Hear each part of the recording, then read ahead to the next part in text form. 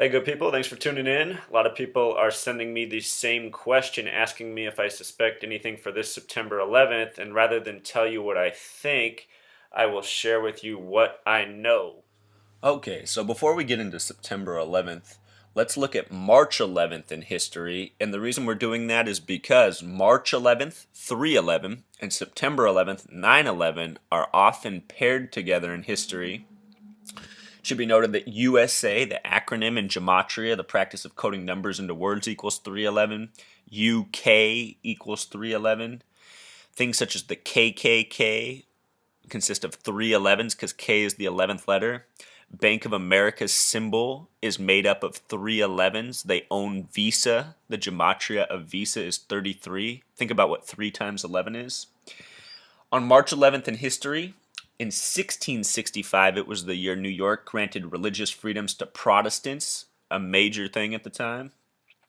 In the history of the United States, they say a lot of people came here because of freedom of religion. That whole concept started on March 11th.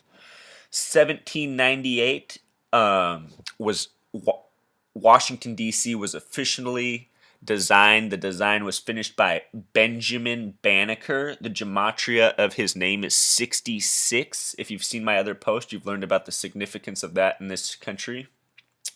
The Indian Affairs Bureau was established on 1824.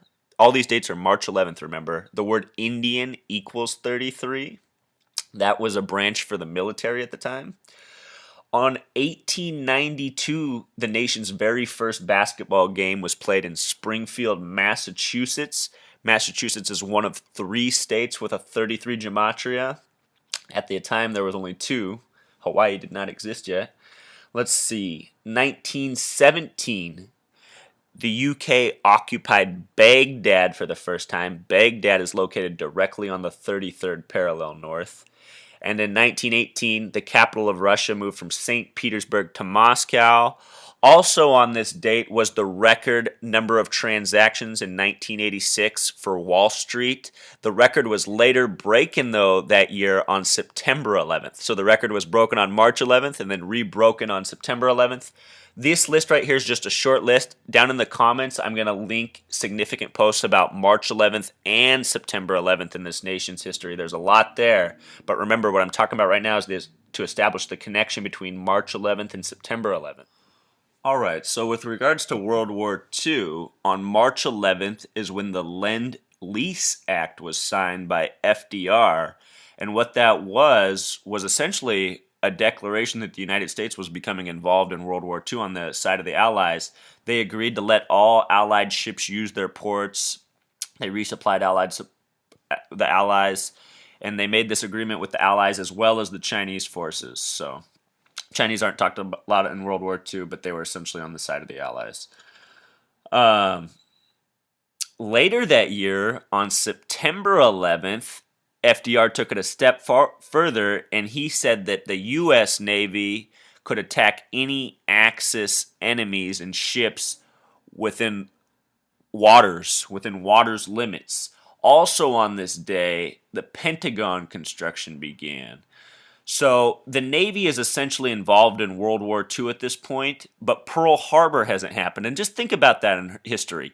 Pearl Harbor is said to be the event that got the United States involved in World War II, but look at this. March 11th is almost 9 full months, almost 9 full months before December 7th, the date of Pearl Harbor. So you guys, our history is just always fake. They're always giving us nonsense. If your country is helping allies and you give the go to attack Axis ships, wouldn't you say you're in the war? It almost seems like the Axis troops did us a favor by giving us 3 more months before they did anything to us, right?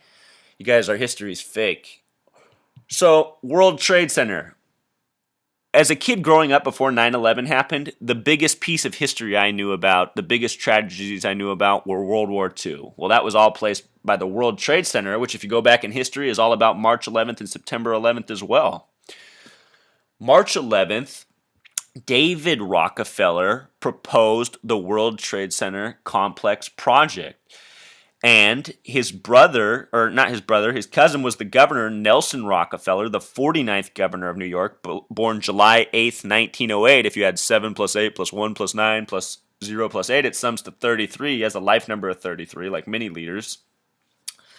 On March 11th, it was proposed. The next day, Nelson Rockefeller accepted it, gave it the go along with the Port Authority. Years later, 40 years later, September 11th, 2001, what happens to the World Trade Center complex? They are destroyed by demolition in the greatest psyops, the greatest hoax of our time. And to date, there's been no justice for that. We've just stolen our own liberties, gone to war for needless reasons, and squandered a lot of money. And the villains responsible for it all are still out there. There was no Osama bin Laden, you guys. His name sums to 47, just like Building 7 that flew that day. It's all a hoax. The phrase cave dweller, you remember when they used to call him a cave dweller? That also sums to 47. Stuff's all gematria, you guys. With regards to the World Trade Center buildings, they were 110 stories tall, the two tallest towers. The name Rockefeller in gematria, the practice of coding numbers into words, sums to 110. Words like president sum to 110 and 47. Building 7, the building that fell 8 hours later in the day, was 47 floors tall, just like the name Osama bin Laden. So, September 11th, on March 11th, 2002, a 33-night tribute to light began. That's where they shot the two giant purple beams in the air. All this information is connected down in the comments.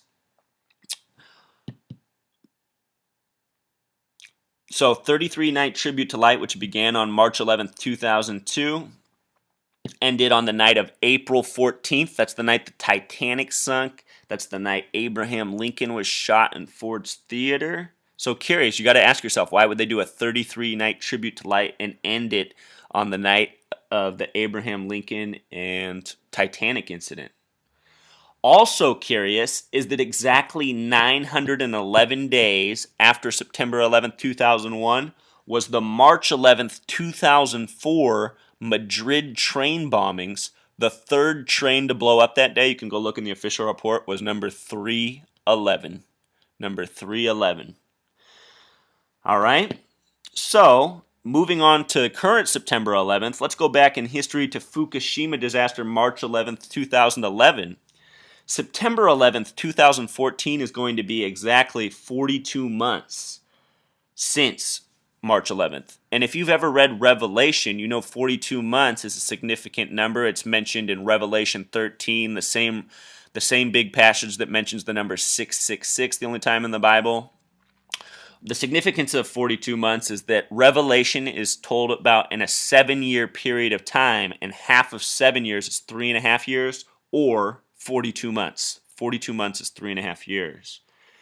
That the 42 months is also referenced another way in Revelation as 1,260 days.